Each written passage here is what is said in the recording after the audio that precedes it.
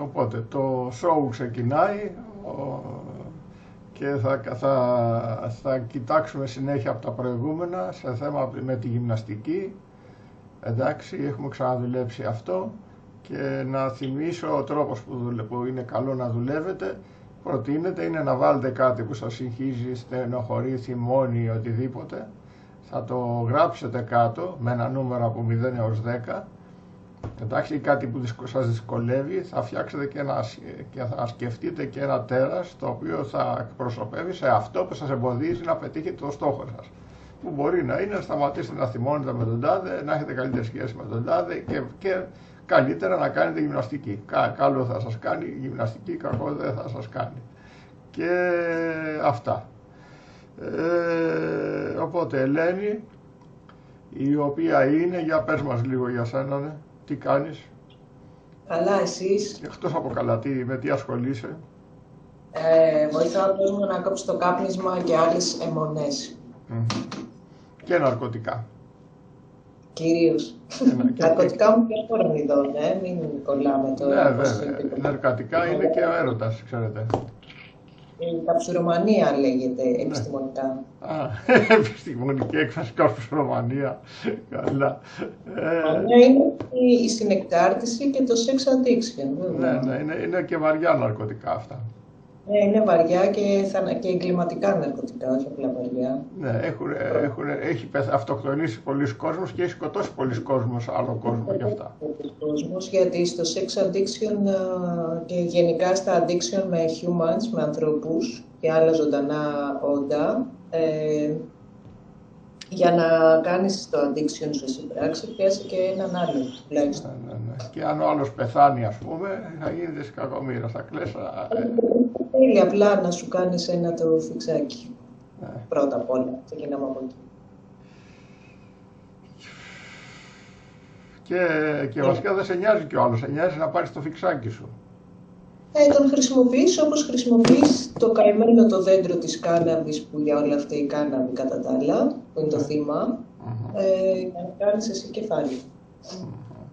Καλώς. Και η καημένη παπαρούνα και η καημένη ο θάμνος της κόκκας και πάλι λίγο.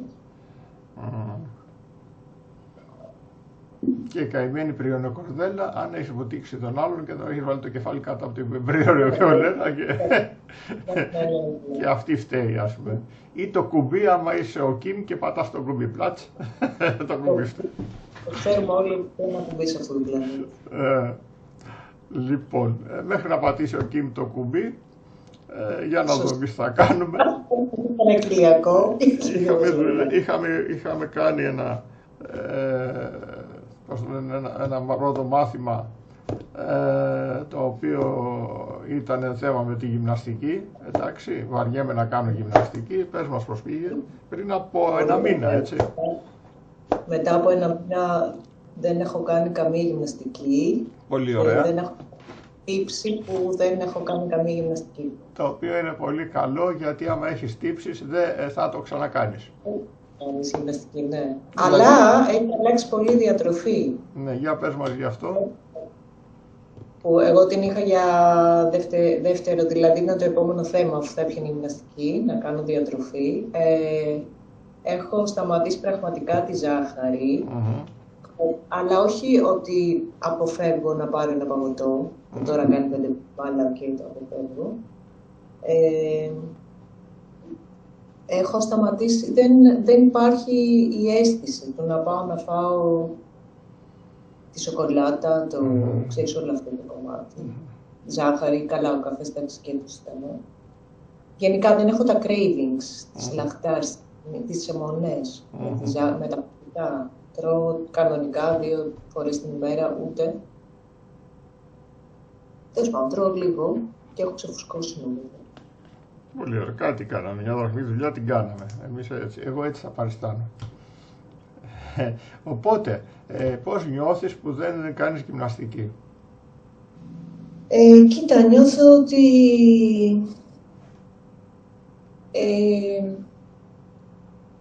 έχει αυτό το προσωρινό του, εντάξει δεν πειράζει, αλλά νιώθω ότι αυτό δημιουργώ ένα λάθος μέλλον για το σώμα μου.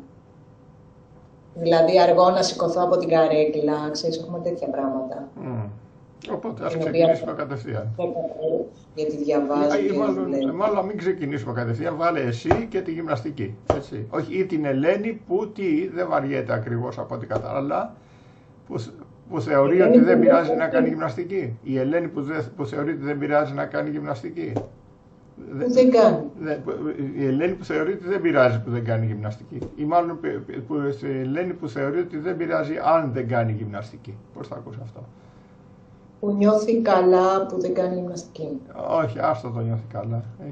Προτιμάω να βρούμε κάτι άλλο. Η Ελένη που θεωρεί ότι είναι εντάξει που δεν κάνει γυμναστική. Ας το πούμε.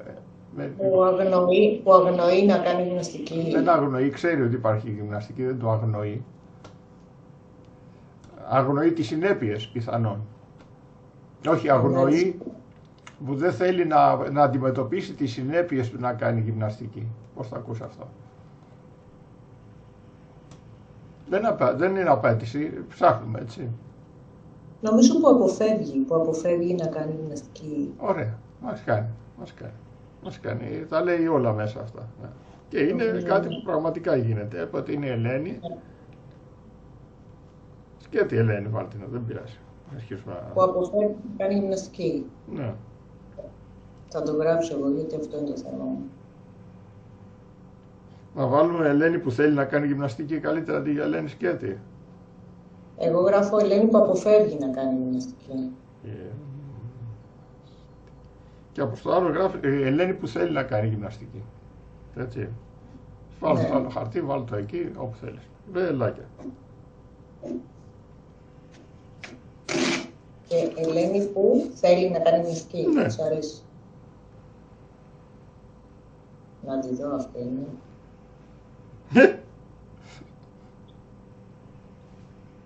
Λοιπόν, Ελένη που της αρέσει και θέλει να κάνει γυμναστική. Όχι, το αρέσει, άστο. Θέλει. Που θέλει να κάνει γυμναστική. Το της αρέσει. Για μία θέλει και η άλλη αποφεύγει. Εντάξει, να πάει πιο πολύ. Είναι πιο συγκεκριμένη σίγουρη.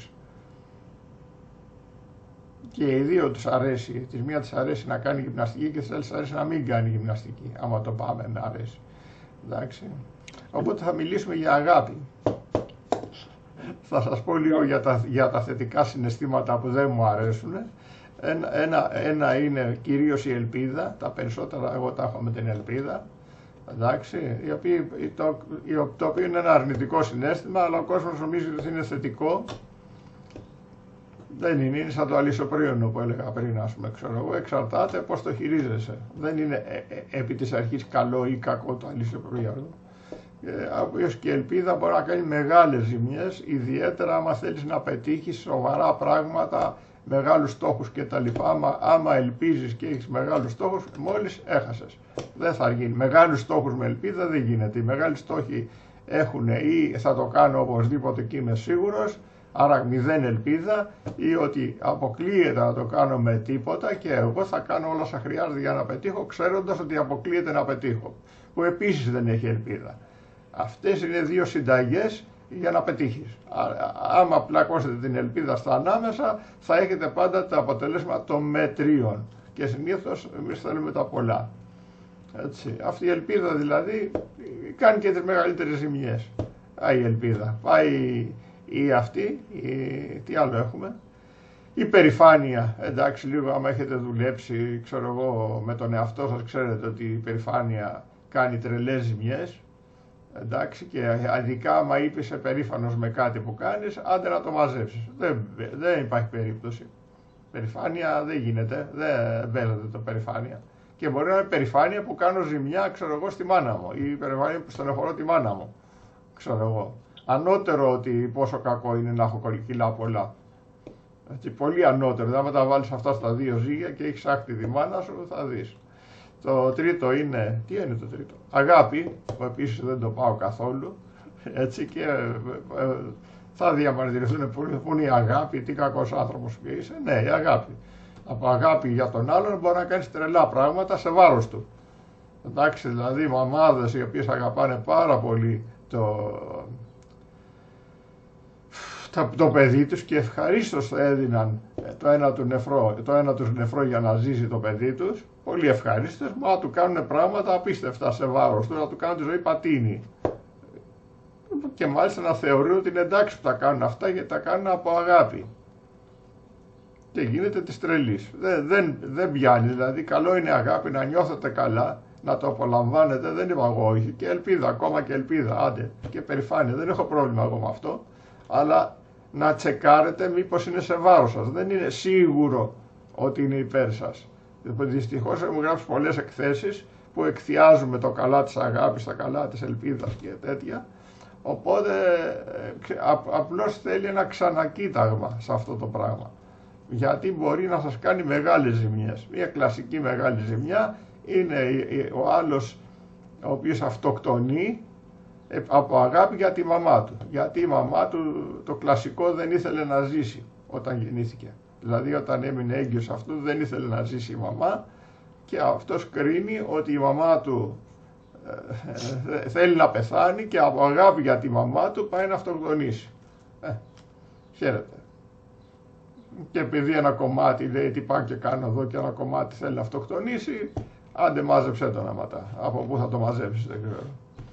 Εντάξει, οπότε αν έχετε κανένα, ναι, ή αν είστε εσείς κάποιον με πολλές τάσεις αυτοκτονίας, σκεφτείτε και αυτή την πιθανότητα. Γενικά, τέλος πάντων η αγάπη δεν την πολύ δουλεύω εγώ, γιατί φρικάρει ο κόσμος λίγο, αλλά έχει κάνει πολύ εντυπωσιακά πράγματα μερικές φορές, το παράτημα της αγάπης για τον άλλον. Διότι συμπεριφορά, είπες κάτι?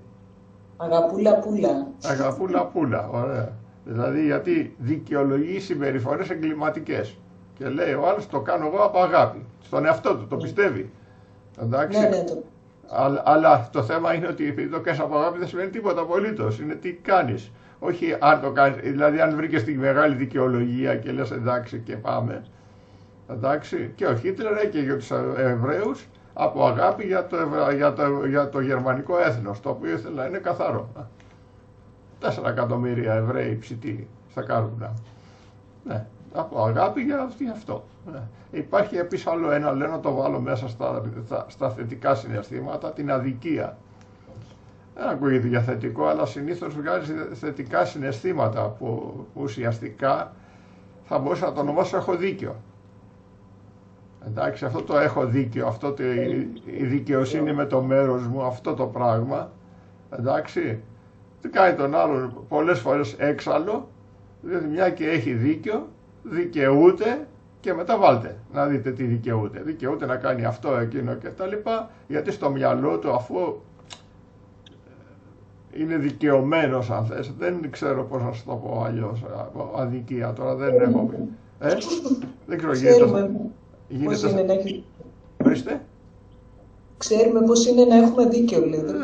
Εντάξει, και το κλασικό όλων, αν θέλετε, όλοι οι θυμωμένοι, η κατάσταση του θυμού εννοεί ότι έχεις 100% δίκιο. Τότε μόνο θυμώνεις. Άμα έχεις 99,9% δίκιο, εντάξει, δεν θυμώνεις. Χαλάει ο θυμός. Δεν υπάρχει θυμός και έχεις 99,9% δίκιο. Γι' αυτό πολλές φορές, χρησιμοποιώντας κυρίως την τεχνική του Σοκράτη, έτσι, η οποία είναι μευτική, προσπαθώ να υπονομεύσω το 100% το ρημάδι, να το πάω 99,5%. Και ο άλλος ηρεμεί ξαφνικά και λέει μήπως ήμουν υπερβολικός και τέτοια.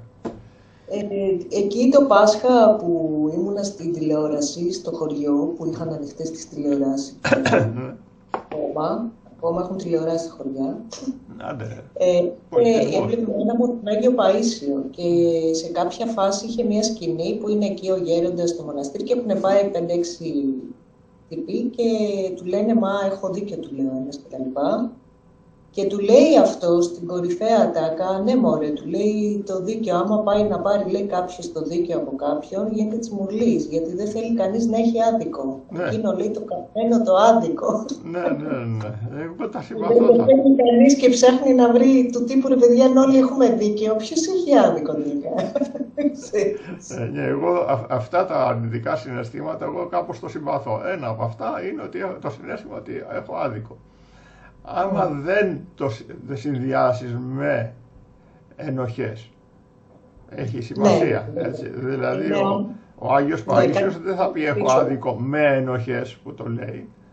Και Μπράβο, οπότε είναι βγάζει μια εντάξει, γλύκα, να ξέρετε, το έχω άδικο χωρίς ενοχές. Άμα το συνδυάσετε με ενοχές θα σας σκίσουν οι ενοχές και χαίρετε. Θα προσπαθείτε να βρείτε δικαιολογίες. Παρεμπιπτόντως, οι ενοχές δεν σώζονται με δικαιολογίες. Όσο καλή και δικαιολογία να βρείτε, δεν μπορεί να κοροϊδέψει τον εαυτό σας σε τέτοιο βάθος. Αυτά λέει ο Κώστας εδώ. Έτσι, να λέμε και κανένα έτσι. Με αυτά θα τη βγάλουμε τώρα. Και έχουμε λοιπόν την Ελένη που αποφεύγει να κάνει γυμναστική και η Ελένη που θέλει να κάνει γυμναστική. Για πήγαινε στη θέση.